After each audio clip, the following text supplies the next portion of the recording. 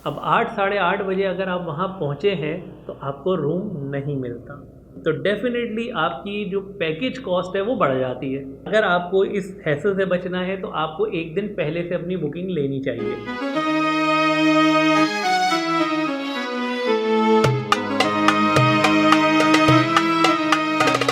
अस्सलाम वालेकुम नाज़रीन, उम्मीद है आप सब खैरियत से होंगे। और आज जो वीडियो लेकर आया हूँ ये होटल से रिलेटेड है और इसमें कुछ आपको होटल से रिलेटेड इन्फॉर्मेशन देनी थी। अक्सर हम यहाँ पर ये चीज़ भूल जाते हैं कि हमें अपने ट्रैवल एजेंट से क्या बात पूछनी है और हम अपना पैकेज लेके चले जाते हैं।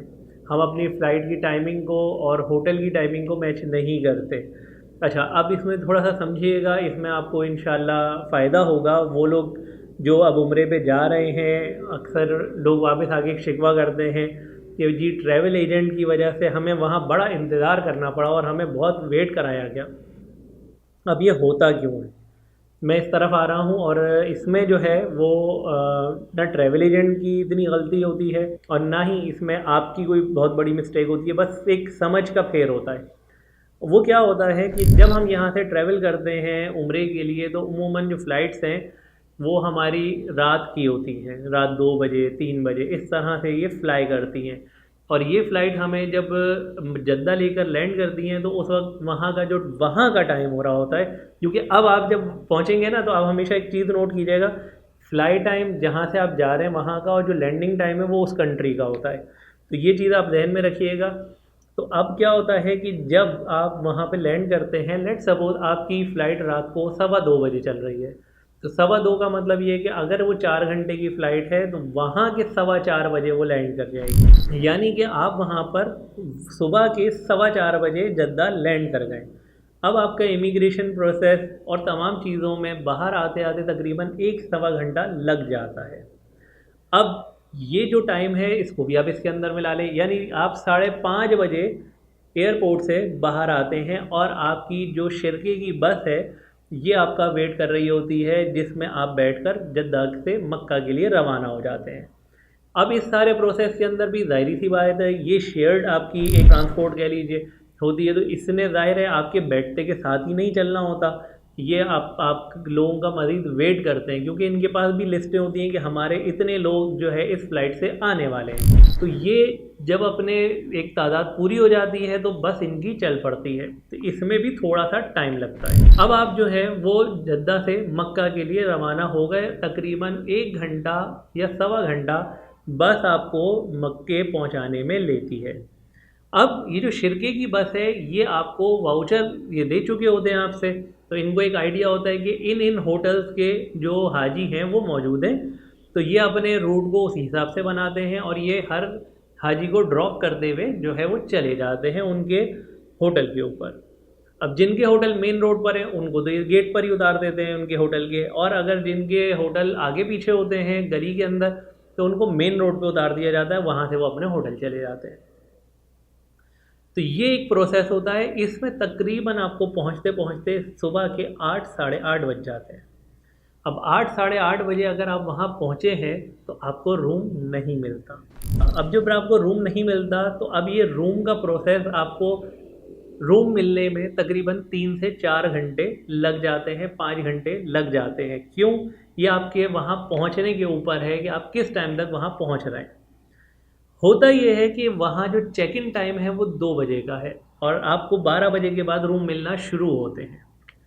होता यूँ है कि अब आपकी जो बुकिंग है, लेट सपोज आप 10 तारीख को वहाँ पहुँच रहे हैं, तो अब वो 10 की 2 बजे से शुरू है क्योंकि 10 से 2 से दूसरे दिन 2 बजे तक आपका टाइम है। तो ये बुकिंग सेम डे की है, मगर आपकी बुकिंग जो है अगर आपको इस हैसल से बचना है तो आपको 1 दिन पहले से अपनी बुकिंग लेनी चाहिए कि आप वो 4 या 5 घंटे या 3 घंटे जो है वो आपको वेट ना करना पड़े। तो डेफ़िनेटली आपकी जो पैकेज कॉस्ट है वो बढ़ जाती है। तो अगर आप उसको बेयर करना चाहते हैं तो आप अपने 1 दिन बढ़वा लीजिए, और अगर आप बेयर नहीं करना चाहते तो आपको 3 से 4 घंटे वहाँ वेट करना पड़ेगा। या कुछ होटल अच्छे भी होते हैं, वो थोड़ा सा हाजियों के साथ यूँ कह लीजिए कि नरमी का मामला कर लेते हैं, थोड़ा जल्दी चाबी भी दे देते हैं, तो पाँचों उँगलियाँ बराबर नहीं है। लेकिन ये सब डिपेंड करता है कि उनके पास उस वक्त रूम अवेलेबिलिटी है या नहीं है, क्योंकि लोग चेकआउट करेंगे रूम वैकेंट होंगे, उनकी सफाई होगी तो आपको जो है फिर रूम मिलेगा, उससे पहले तो वो आपको नहीं दे सकेगा।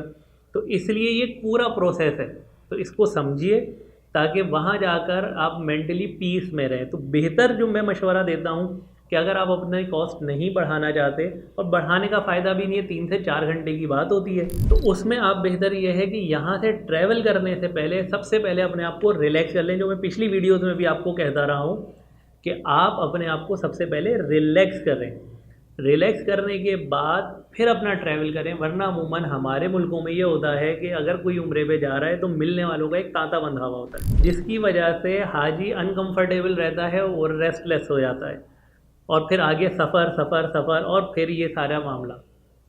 तो अगर आप पहले अपने आप को, अपने जिस्म को आराम देकर चलेंगे, अपने आप को कंफर्टेबल लेकर चलेंगे, तो आपकी थकन कम होगी।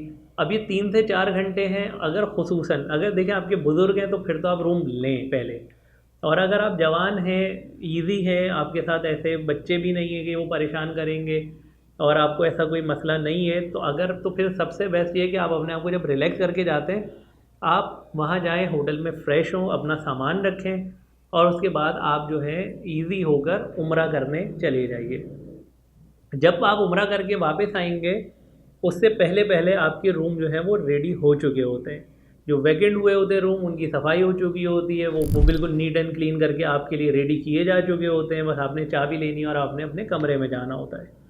तो ये वो टिप है उन लोगों के लिए कि जो लोग पैकेज लेकर जाते हैं और बाद मर्तबा जब हैसल उनके सामने एक कोई आती है तो परेशान हो जाते हैं कि अब क्या करें, ये तो हम परेशान हो गए, ये तो पता नहीं क्या हो गया। तो ये थोड़ा सा आपको टेक्निकल एक चीज़ मैंने समझाई है। हाँ, जिन लोगों के जो फ़्लाइट्स हैं सुबह की हैं, उनको ये परेशानी फ़ेस नहीं करनी पड़ती, या दिन की फ़्लाइट है उनको ये परेशानी फ़ेस नहीं करनी पड़ती। ये ज़्यादातर उनके साथ मामलात होते हैं जिनकी फ़्लाइट रात को होती है, स्पेशली 12 बजे के बाद, 2 बजे के बाद।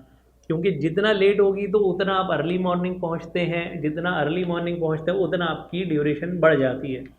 तो उसके अंदर बेहतर यही होता है कि या तो आप उम्रा करने चले जाएं, अपने आप को ईज़ी रखें, फ्रेश रखें, ताकि आपको प्रॉब्लम ना हो।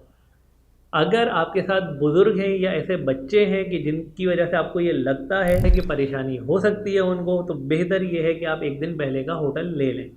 मक्के का जो चेक इन टाइम है वो 2 बजे का है और मदीना है 4 बजे।